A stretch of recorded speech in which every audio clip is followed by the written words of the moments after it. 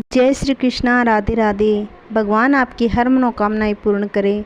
आज हम सुनेंगे पुरुषोत्तम मास महात्म्य अध्याय 16। अगर आपने प्रथम 15 अध्याय नहीं सुने हैं तो आप मेरे चैनल पर सुन सकते हैं।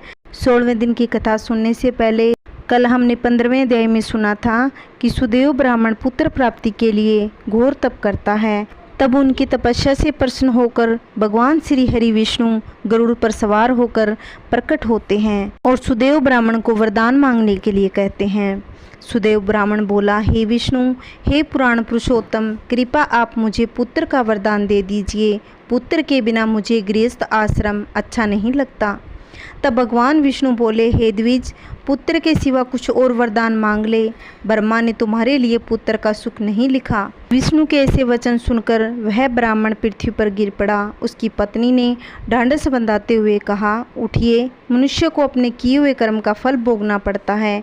इस प्रकार गोमती के वचन सुनकर गरुड़ जी विष्णु भगवान से कहते हैं कि आज आपकी दया कहाँ गई? इस ब्राह्मण की पुत्र की इच्छा पूर्ण कीजिए। अमृत के समान गरुड़ के वचन सुनकर गरुड़ जी से बोले कि हे पक्षीवर, इस ब्राह्मण को अभिलाषित पुत्र शीघ्र दीजिए। आइए आगे की कथा रसपान करते हैं।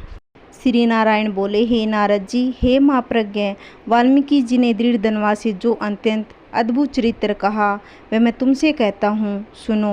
वाल्मीकि जी ऋषि बोले, हे दृढ़ धनवा, हे महाराज, हमारे वचन को सुनिए। गरुड़ जी ने केशव भगवान की आज्ञा से इस प्रकार ब्राह्मण श्रेष्ठ से कहा। गरुड़ जी बोले, हे द्विज श्रेष्ठ, तुमको 7 जन्म तक पुत्र का सुख नहीं है। यह जो वचन हरि भगवान ने कहा सो इस समय तुमको वैसा ही है।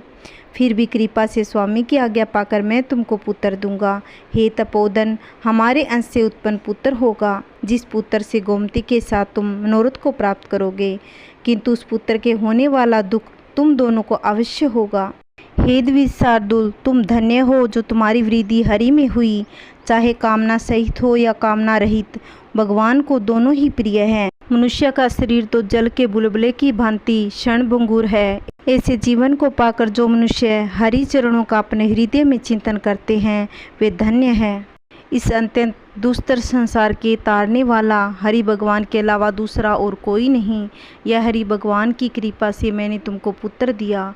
मन में श्री हरि को धारण कर सुखपूर्वक विचारों और उदासीन भाव से संसार के सुखों को भोगो।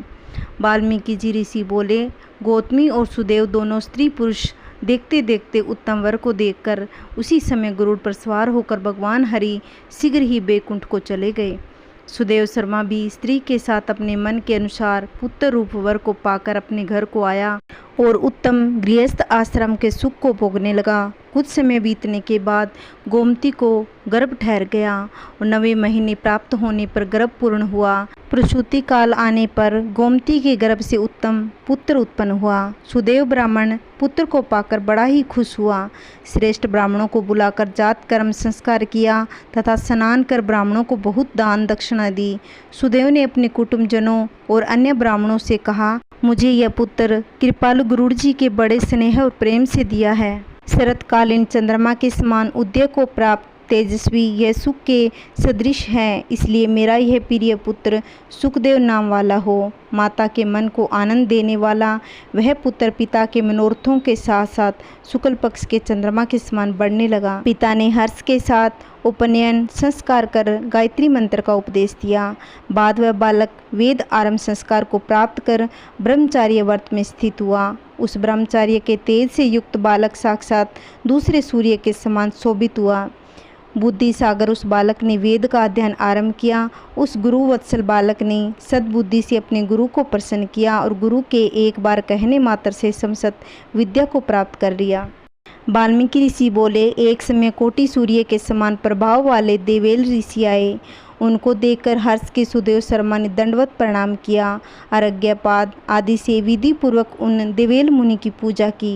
महात्मा देवेल के लिए आसन दिया। अति तेजस्वी देव दर्शन देवेल ऋषि उस आसन पर बैठ गए।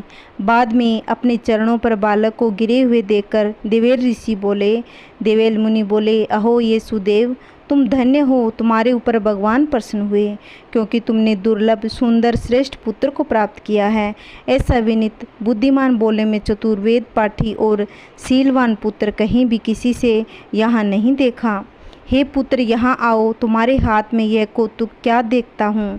सुंदर छत्र, 2 चंवर, यव रेखा के साथ कमल, जानू तक लटकने वाले हाथी के सूंड के समान ये तुम्हारे हाथ, कान तक फैले हुए विशाल लाल नेत्र, गोल शरीर, पेट पर त्रिवली की रेखा शोभित। ऐसे पुत्र को देकर मुनि आश्चर्य युक्त हो उसे उत्कंठित ब्राह्मण से बोले, हे सुदेव, तेरा यह पुत्र तो गुणों का सागर है। गले की हंसली मांस में छुपी हुई है और झुंड के समान कंठ है।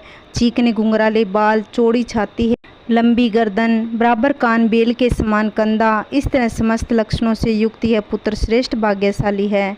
एक ही बहुत बड़ा दोष है जिससे सब व्यर्थ हो गया। इस प्रकार कहकर सिर कांपते हुए दीर्घ श्वास लेकर देवेल मुनि बोले, प्रथम आयु की परीक्षा करना, बाद लक्षणों को कहना चाहिए। आयु से हीन बालक के लक्षणों से क्या प्रयोजन है। हे सुदेव, यह तुम्हारा लड़का 12वें वर्ष में डूबकर मर जाएगा। इसे तुम मन में शोक नहीं करना, अवश्य होने वाला निसंदेह होकर ही रहता है। मरणासन को औषध देने के समान उसकी कोई प्रतिक्रिया नहीं। वाल्मीकि मुनि बोले, देवेल मुनि इस प्रकार कहकर ब्रह्मालोक को चले गए। गोमती के साथ सुदेव ब्राह्मण पृथ्वी पर ही गिर गए। पृथ्वी पर पड़ा हुआ देवेल ऋषि के कहे हुए वचनों को स्मरण कर चिरकाल तक विलाप करने लगा। बाद उसकी स्त्री गोमती धैर्य धारण करती हुई पुत्र का अपनी गोद में लेकर प्रथम प्रेम से पुत्र का मुख चुंबन करने लगी और बाद में पति से बोली, यह द्विजराज, होने वाली वस्तु में भय नहीं करना चाहिए। जो नहीं होने वाला है वह कभी नहीं होगा, जो होने वाला है वह होकर रहेगा। क्या राजा नल, रामचंद्र और युधिष्ठिर दुख को प्राप्त नहीं हुए थे। राजा बलि भी बंधन को प्राप्त हुआ, यादव नाश को प्राप्त हुआ, हिरण्यकश कठिन वध को प्राप्त हुआ, वृत्तासुर भी मृत्यु को प्राप्त हुआ, सहस्त्रार्जुन का सिर कट गया, रावण के भी उसी तरह सिर काटे गए। हे मुनि, भगवान रामचंद्र भी वन में जानकी के विरह को प्राप्त हुए। राज ऋषि प्रीषित भी ब्राह्मण से मृत्यु को प्राप्त हुए। हे मुनिवर, इस प्रकार जो होने वाला है वह अवश्य होता है। इसलिए हे नाथ, उठिए और सनातन हरि भगवान का भजन करिए, जो समस्त जीवों को रक्षक है और मोक्ष पद देने वाला है। वाल्मीकि ऋषि बोले। इस प्रकार सुदेव शर्मा ने अपनी स्त्री गौतमी के वचन को सुनकर स्वस्थ को हृदय में हरि भगवान के चरणों का ध्यान कर पुत्र से होने वाले शोक को जल्दी से त्याग दिया। आज का हमारा पुरुषोत्तम मास महात्म्य अध्याय 16 समाप्त। कल की वीडियो में हम आगे की कथा रसपान करेंगे।